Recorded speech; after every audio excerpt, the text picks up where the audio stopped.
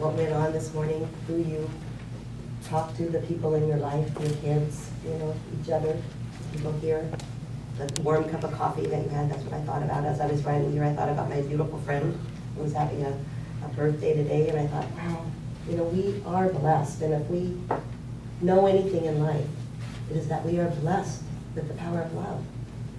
Everybody has something in their life that is a blessing, way more than we ever think about. What if we could acknowledge that every moment? Even every day, just get up and say, thank you, God, for the blessings.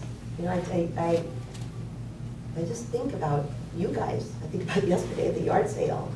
I think about how everybody comes together to support each other, and what a blessing it is.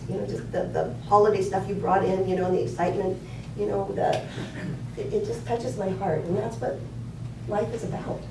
That's what today we're talking about, this benevolent universe. This, benevolent just means that, I looked it up just so we would understand, and it's this inclination towards good. It's a good universe. And the thing that just opens my heart is that the universe, not only is it out there, we stand out here and look at the universe, that goodness is inside of us. Deepak Chopra says the universe is in us. That expanse and that beauty and all the love is all in us. Everything. We are part of it and all of it. See, there's a blessing in everything. There's a blessing in everything. So today, if you get anything from this whole talk, remember that you are a blessing and that you have blessings, that we're all of it. I'm working from the book Faith, Sharon Salzberg. Love her. She's a lady that studied Buddhism, went to India, wrote a great book all about her trials there and this whole journey of faith. And she says that there is a basic trust of faith in all of us, but it's just covered up. That we all have this idea that there is something more, that there's this idea that it's not just about our ego self, our personality, but there's a bigger thing to rely on, and that it's inside of each of us. But it's covered up by a lot of the words and a lot of our minds. And if we just go there, we go inside, that we'll find it. She says that we don't nurture it or we don't recognize it.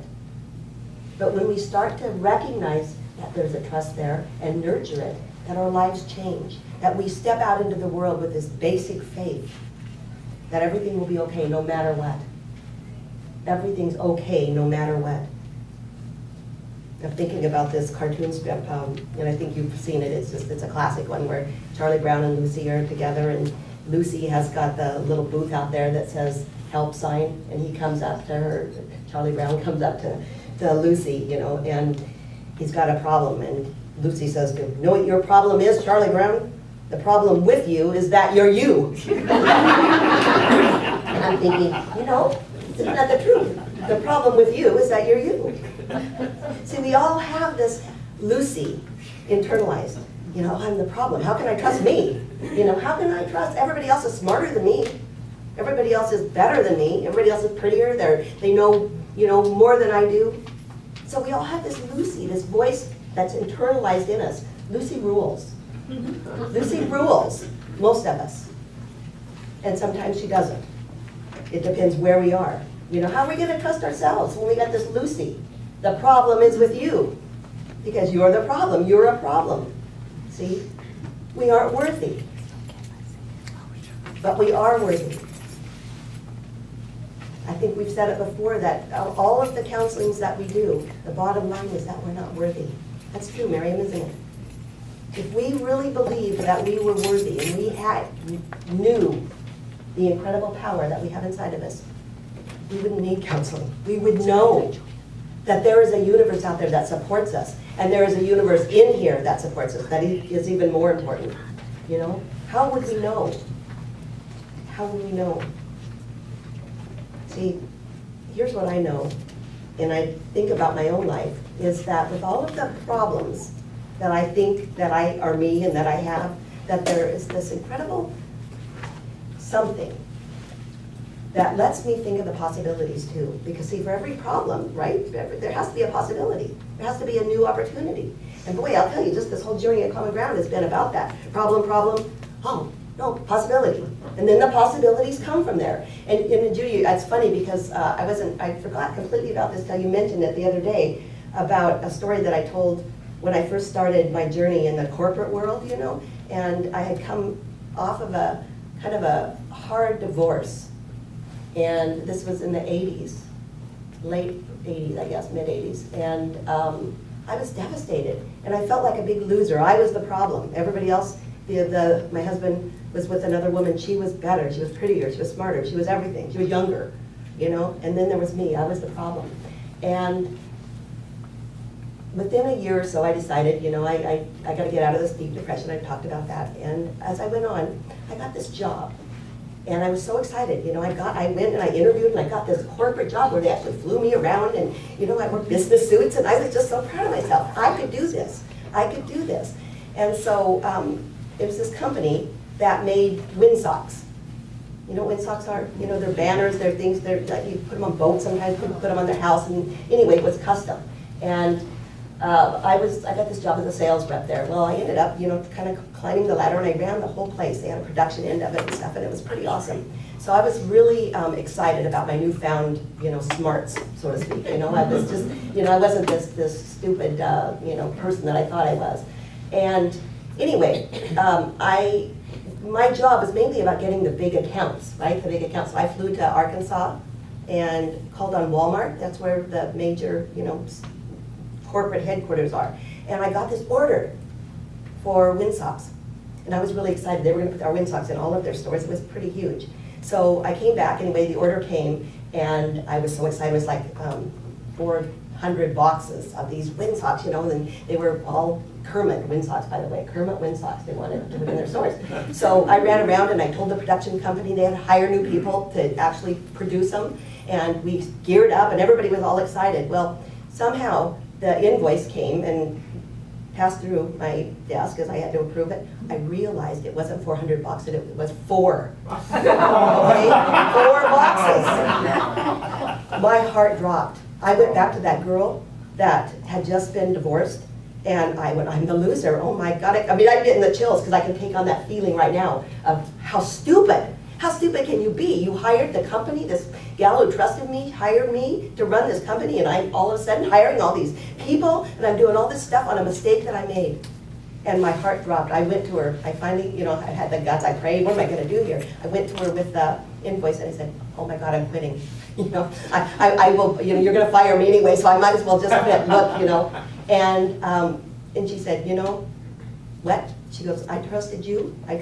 You will handle this. You will handle this. She put it back on me. Can you believe that? And I guess I'm going to have to handle this now. And she left, you know. And as I went in and cried and went through all this stuff about wanting to just go away, I just wanted to like move away and not go back there again because they had to, you know, the people. It's just amazing. Anyway, as it turns out, I got the sales team together. I was so smart. You know, I got everybody together. We got on the phones. I had them work day and night, and they all sold. You know, we had a big sales team, and they sold to all of these places all over. They took these green windsocks at a discount, and they sold and sold, and we got all of these accounts in the meantime, right? So we ended up, you know, talking about, I'm going from, the reason I'm telling you this, from problem to possibility, is that, oh my God, we ended up selling all of them and getting counts to boot. It was all meant to be. We became really big. We sold, all because I made this huge mistake and there was a possibility in it. You know, yeah, the universe, it's benevolent. You know, maybe there's something that kind of knew, you know, that I felt this way and that maybe other companies needed to have these green windsocks. I don't know. But it was amazing. It was an amazing thing, and I'd completely forgotten about that story. And I was thinking, you know, within us, who would ever think that? You know, the big loser, and you put your own label on it, right? Nobody really thought I was a loser, you know, but I did. And it took that, you know, to say, oh, okay, you know, I'm not that way. And it takes this basic trust. Since then, I've made tons more mistakes. Here at Common Ground, we've made tons of them, you know, and since that mistake, I've learned that there is this basic trust. Just let go. No matter what happens, it's okay, that it will kind of pan out somehow. We might not see it at the time, But there is a basic trust that you should have, that there is a power in you greater than you could ever imagine. That there is this divine intelligence, and we get our head out of the way, and sometimes we get our head out of the way by just surrendering and crying and saying, I can't do it, and then something moves through you. It's like you clear a space.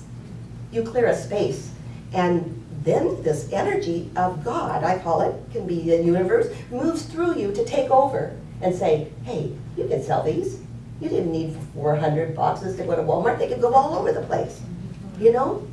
There's something that moves through us, and we all have it within us. It's just that we stay stuck. We stay stuck in this little box of, oh my God, what am I going to do? And then you get this pity pot going, and you feel like a loser, and you make up a story about what a loser you are.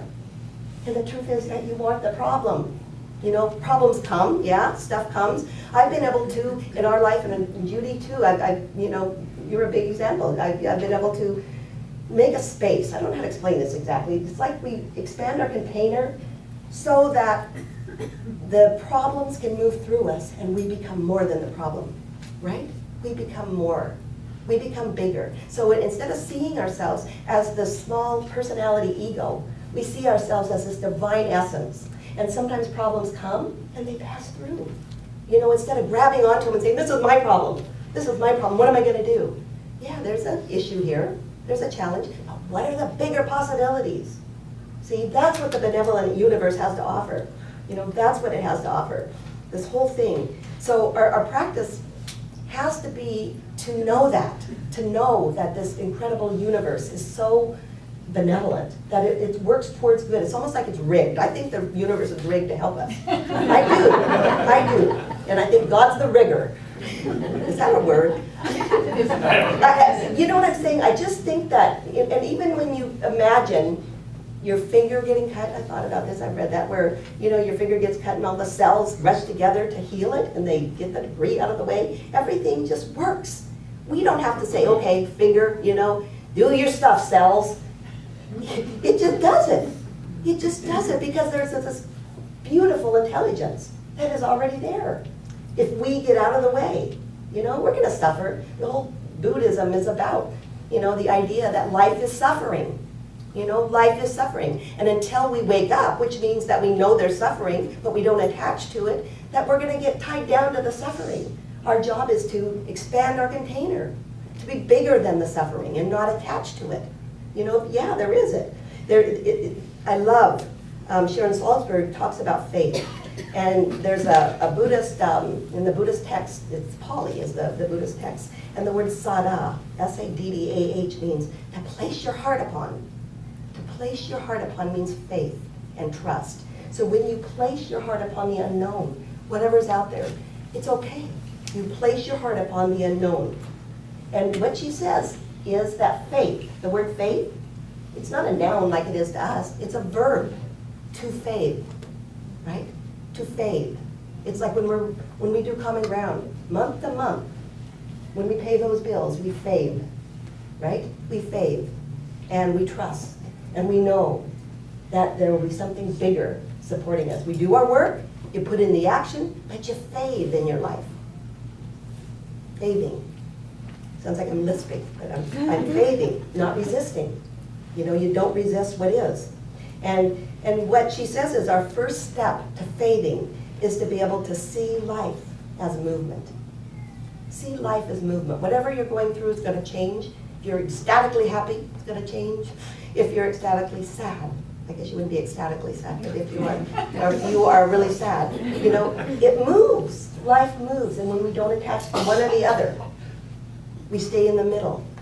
We find the peace that Jesus called the peace that passes understanding. You know, there's change everywhere. There's rhythm everywhere. And when we fade, I like this because we study every Friday at 12:30, the present moment, being in the now. And she says, when we fade, when we trust, we're in the present moment. We get closer and closer to the present moment. You know, she says we're opening to what is happening right now. So when you're experiencing pain or heartache, you're there with it right now. But you're opening your container to let it pass through you. It's about present moment, the faith to change, see? And when we can see the change, we can see the possibilities. So all of us, as we leave today, as we are now, whatever's going on in your life, remember to fade. to faith. You know, open up your heart to faith and put your trust in something way bigger than you. Also in the Jewish tradition, there's a word, my son-in-law's Jewish, and it's called Sukkot. That's the actual holiday. But what they do is on this week, you probably know about this, Judy. Have you heard where they actually go out, and they do this in Israel, and a lot of the practicing Jewish people here, they build something called a Sedah. And it's a temporary shelter, and they live in it for a week. And what that is it's a symbol. It's an actual symbol, and Audie lived that way. You know, they go out, and they weren't even really religious, but they do this.